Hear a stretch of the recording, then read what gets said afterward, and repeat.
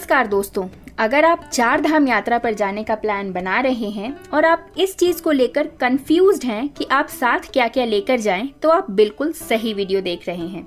दोस्तों, चार धाम की यात्रा पर आप जब निकलते हैं तो आपको ठंड तो जरूर मिलती है, तो बिना किसी डाउट के आप अपने गर्म कपड़े तो जरूर पैक कर लें। जब आप प्लेन एरियाज में होंगे जैसे कि हरिद्वार या फिर ऋषिकेश, तब तो आपको ठंड नहीं लगेगी, लेकिन चारों धाम दर्शन के समय आपको ठंड जरूर देखने को मिलेगी।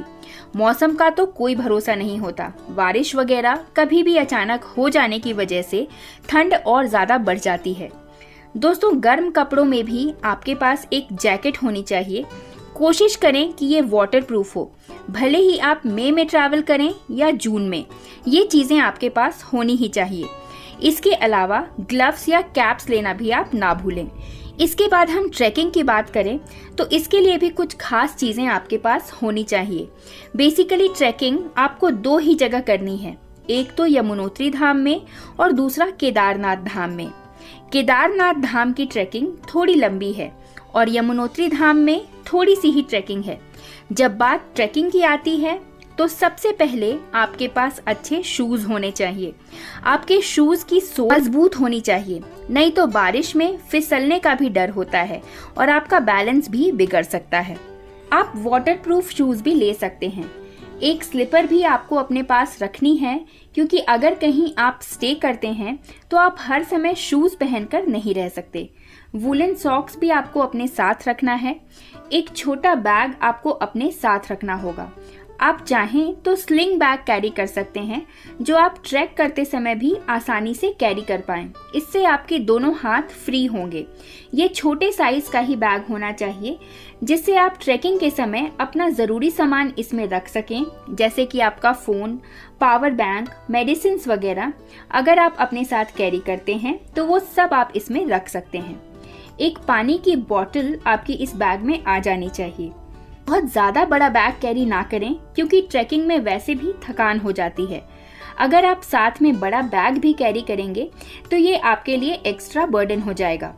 अगर आप ग्रुप में ट्रैवल कर रहे हैं तो इन चीज़ों को आपस में डिवाइड करके सब लोग थोड़ा थोड़ा सामान कैरी कर सकते हैं। बात सही है कि पैदल चलना हो तो हाथ खाली ही रखना चाहिए, लेकिन ज़रूरी सामान तो आपको अपने साथ रखना ही होगा, जिससे आपकी यात्रा आसान हो सके। दोस्तों, अब बात करते हैं बरसात के टाइम की। चार धाम का मौसम, खासकर केदारनाथ धाम का, ये कब बदल जाए कुछ पता नहीं चलता। पल भर में नॉर्मल मौसम से बारिश का मौसम आ जाता है। मई का मौसम तो फिर भी ठीक होता है, लेकिन जून का महीना शुरू होते ही चारों धामों में मॉनसून का टाइम शुरू हो जाता है। फिर तो हो सकता है कि आपको चारों धामों में बरसात का सामना करना पड़े। तो ऐसे मौसम से बचने के लिए आपके पास एक रेनकोट और एक छतरी भी होनी चाहिए। ये छतरी दोस्तों आप ट्रिपल फोल्ड वाली यूज कर सकते हैं, जो काफी कम स्पेस लेती है पैक करने में। इसके अलावा इन चार धामों पर अगर आपके पास रेनकोट नहीं है तो ये लोग एक बड़ी पन्नी सेल करते हैं। इमरजेंसी में लोग बारिश से बचने के लिए इस पन्नी का भी इस्तेमाल करते हैं। दोस्तों, अगर दवाइयों की बात करें तो अगर आपकी कोई बेसिक नीड है, कोई दवा आप रेगुलर खाते हैं, तो वो आप अपने साथ जरूर कैरी करिए। इसके अलावा fever, headache, acidity, vomiting, Hajmola या फिर पेन किलर्स और मूव या वॉलिनी स्प्रे भी आप अपने साथ कैरी कर सकते हैं। आपको अपनी बॉडी के बारे में ज़्यादा पता है। हम ये नहीं कह रहे कि आप ये सारी दवाइयाँ अपने साथ लेकर चलिए, लेकिन ये ज़रूर सोच लीजिए कि ट्रैकिंग के टाइम या फिर ट्रैवलिंग में खाना, पीना, रहना, सोना, ये सब थोड़ा डिस्टर्ब हो जाता है। थोड़ा डिस्कम्फर्ट तो होता ही है। ऐसे सिचुएशन में आपको जिस भी दवाई की ज़रूरत पड़ सकती है वो अपने साथ ज़रूर रखिए, क्योंकि चार धाम यात्रा के दौरान अगर आपको अचानक किसी मेडिसिन की ज़रूरत पड़ गई तो वो आपको तुरंत मिल पाए, ऐसा ज़रूरी नहीं है। इसके अलावा कुछ और ज़रूरी सामान हैं जो आप अपनी यात्रा को आसान बनाने के लिए कैरी कर सकते हैं।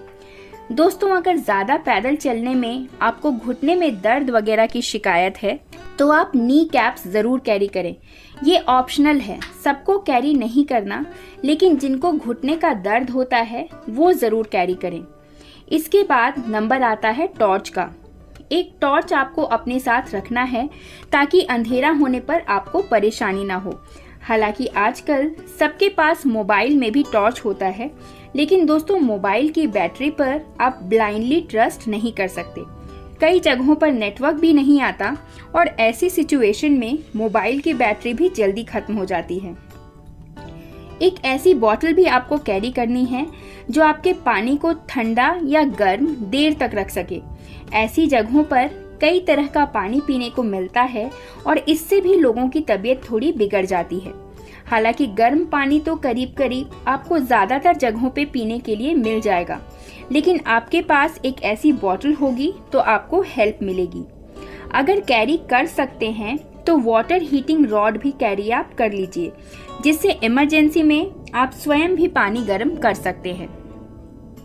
दोस्तों, 4 धाम की यात्रा में जब आप प्लेन रास्तों पर होंगे तो आपको ठंडे पानी की ज़रूरत होगी, और जब आप पहाड़ों में होंगे तो आपको गर्म पानी की ज़रूरत होगी। एक पावर बैंक भी आपके पास ज़रूर होना चाहिए। दोस्तों, इसके अलावा एक ऑक्सीजन कैन भी आप अपने साथ रख सकते हैं जिनको ब्रीदिंग प्रॉब्लम होती है। केदारनाथ ट्रैक में कुछ लोगों को सांस लेने की समस्या होती है, तो उस समय ये ऑक्सीजन कैन वरदान बन जाता है। कुछ लोग कपूर भी कैरी करते हैं, उससे भी ब्रीदिंग प्रॉब्लम्स में आराम मिलता है। साथ में कुछ ड्राई फ्रूट्स और चॉकलेट्स भी कैरी कर सकते हैं। कुछ इलेक्ट्रल्स के पैकेट्स भी आप अपने साथ रख सकते हैं, ये भी आपको इंस्टेंट एनर्जी देता है। दोस्तों, ये छोटी छोटी चीज़ें हैं जिनका वेट भी बहुत ज़्यादा नहीं है और ये आपकी यात्रा को आसान बनाने में आपकी हेल्प करेंगे। तो अगर ये सब चीज़ें आप अपनी 4 धाम यात्रा में अपने साथ कैरी करते हैं तो आपको कोई पछतावा नहीं होगा और आपकी यात्रा सुगम और आसान हो जाएगी। तो दोस्तों, आशा करती हूँ ये वीडियो आप सबको पसंद आई है। अगर ये वीडियो आपको अच्छी लगी है तो इसे एक लाइक ज़रूर करें, कमेंट में हर हर महादेव लिखें और ऐसे ही अन्य वीडियोस के लिए हमारे चैनल पे बने रहें। धन्यवाद।